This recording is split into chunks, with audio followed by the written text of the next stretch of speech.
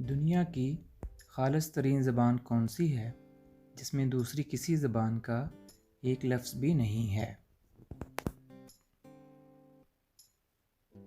जी हाँ दोस्तों, उस ज़बान का नाम है अरबी ज़बान। इसमें किसी दूसरी ज़बान का कोई लफ्ज़ नहीं है।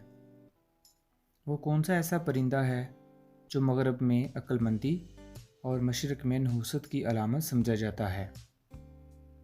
जी दोस्तों, उस परिंदे का नाम है उल्लू।